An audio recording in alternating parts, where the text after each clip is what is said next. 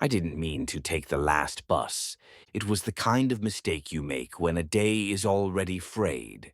Phone at 3%, charger forgotten, a drizzle turning to rain, and a meeting that ran too long. I watched the taillights of the earlier bus vanish down the hill and told myself there would always be one more.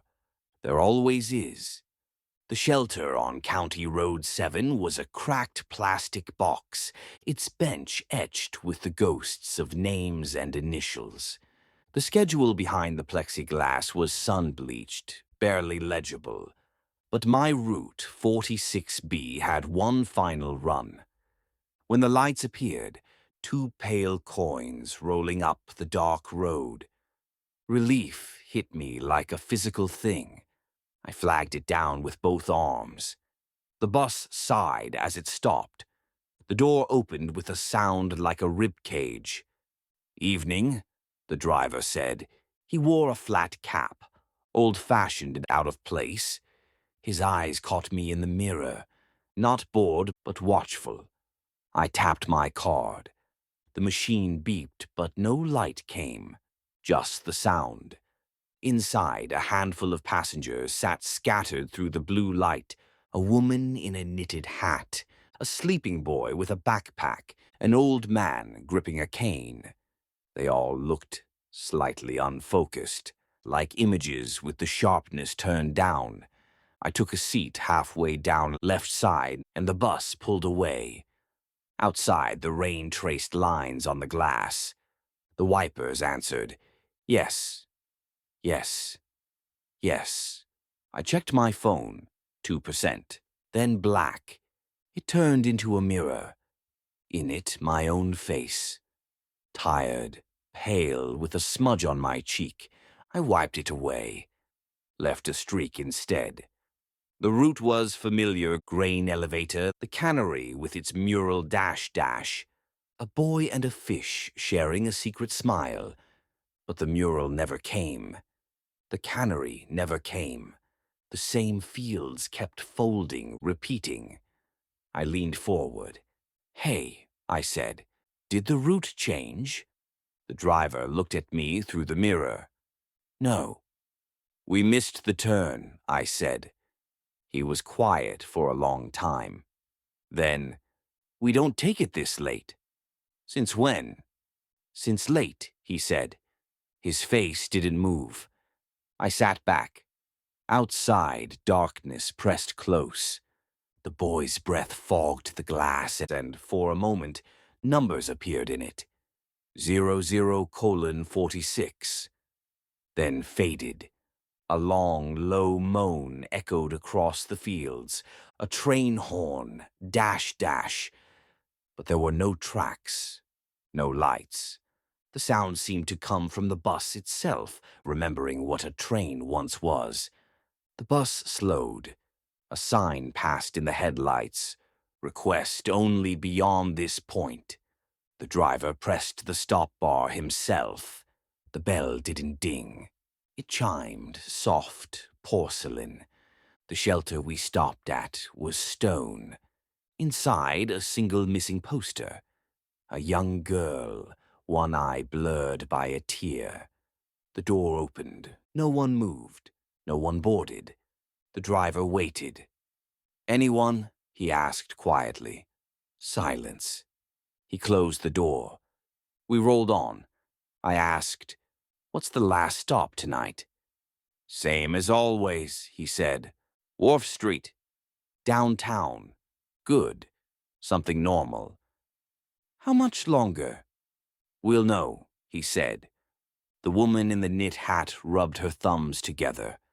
No ring, but a pale band where one had been.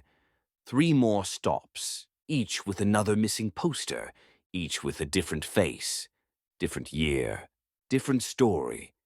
At the 4th, the old man stood. The driver opened the door. "Henry," he said. The old man nodded and stepped into the rain. The door closed. The driver's eyes were wet in the mirror. "Is this a shuttle?" I asked. "For people." "For people," he said softly. The boy woke up, confused. "Is this the 64?" he asked. The woman shook her head. "No, the 46 to Wharf." "Oh," the boy said, "that's mine." Her smile was sad and kind, like telling a child. "The water's colder than it looks." The boy's breath fogged the glass again. No numbers this time. The driver pressed the bar. The chime rang. Another stop. Another missing face. The boy stood. "It's mine," he said, and walked off. The woman cried silently, hands gripping her tote. "How many stops?" I asked. "As many as it takes," the driver said. "For what?" "For them to hear it." "Hear what?" "Their names." His knuckles tapped the mirror. "Everyone has to hear it once." The woman whispered, "Please, again." The chime, the stop. "Evelyn," the driver said. She flinched. Tears became sobs, then stopped. "Not yet," she whispered. He waited, didn't argue, just waited. The bus continued. The world outside turned strange. Half-built houses, frames with no walls, churches with bent steeples. Each shelter we passed was older, less real. The driver pressed the bar once more. A figure stood waiting, a woman in a red coat holding a bundle. "Not tonight," he said, and drove on. "Why not?" I asked. "She's waiting for another bus," he said, "the one she missed." We crossed a bridge, black water beneath white shapes turning in it. Not driftwood, not any more. I whispered a prayer. When we reached the other side, lights appeared, dash, dash. Real city lights. A pharmacy, a couple laughing, a cat in an alley. "Wharf Street," I breathed. "Wharf Street," he echoed. The bus sighed to a stop. The door opened. No stone shelters here, just glass, graffiti, neon glow. I turned to the driver. "We made it," I said. He didn't answer, just looked through me. He pointed to the rack beside him.